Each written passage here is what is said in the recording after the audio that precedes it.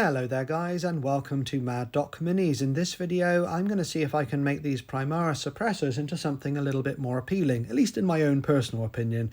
They just look a little bit off to me, so I want to try and do something about that. I decided to use these heavy intercessor bodies as a base for the conversion. These look nice and chunky and like they're capable of wielding those enormous accelerator autocannons, so I build up 3 to this level. I then take the suppressor sprues and cut out some of the components, namely the torsos and the pauldrons, which are attached together because these are monopose miniatures. They're not as easy to convert and kit bash with.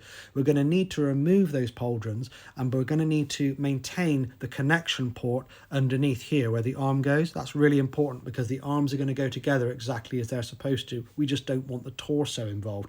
So I cut around that quite generously, leaving plenty of plastic because that can always be trimmed back later on. You need to, of course, do that with both sides as well. So you may want to do some tidying up after you've done that. And if you do, I'd suggest using a sharp blade and to not go too crazy with it. Remember, you're not really going to get an idea of the overall position until you start doing some dry fitting on the miniature anyway. So just make it a little bit flatter. I then think about the weapon itself, and now the arm, or one arm, is attached onto the weapon here, as you can see, and we've also got some grenades attached on there which are going to need to go because that's not going to be relevant for us anymore, so you need to chop them off at this stage. And now once you've got both arms off, they need to be glued into the pauldrons exactly as they're supposed to go. Just pay attention and make sure you've attached them correctly at the right angles. So once you've done that with both sides, you're kind of ready to attach the whole thing to the miniature, and I would do that one arm at a time.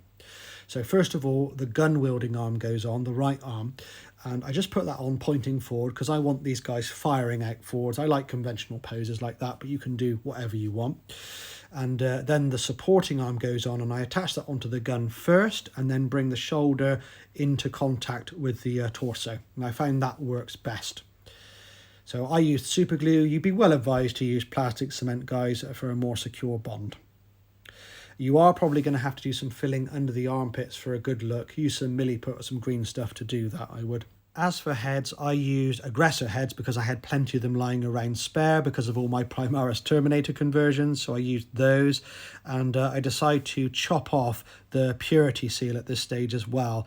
I did that on all but one. I just don't really want them on there, but you could leave them on there if you wanted to. Now I want that heavy intercessor look, so I decided to take these aggressor pauldrons. Once again, I have lots of these lying around from my previous conversions, and put it over the top of the existing pauldron. However, the fit isn't perfect, so I just physically bend it out and warp it a little bit until it fits. They do bend, they do move, and you only need to do a little bit to make it fit properly. And there we've got a very kind of slapdash version of a heavy intercessor shoulder pad. It might offend you, but that's what I did. So we do that both sides, and we're kind of motoring along now. I decide to use the jump packs from the kind of older generation of Space Marines here on the back. These are a little bit too small for these enormous Primaris miniatures, but, you know, with suppressors, they're only designed to kind of hop up to terrain and get advantageous firing positions, so I think it's entirely fine. You may disagree, and you may want to use something a little bit larger yourself, but these work perfectly fine for me. Now I need to think about that ammunition feed, and so we cut off the drum off of the backpack, glue the ammunition feed onto the gun, and just wind it around to wherever it wants to end up at the back of the miniature. Basically, you can bend it around a little bit, and I just filled it out at the back with some extra stowage and storage just to make sure it didn't look too out of place. It's a good time to remind you guys to like and share if you've enjoyed the content, and if you're not already subscribed, consider giving me a sub. It's all much appreciated.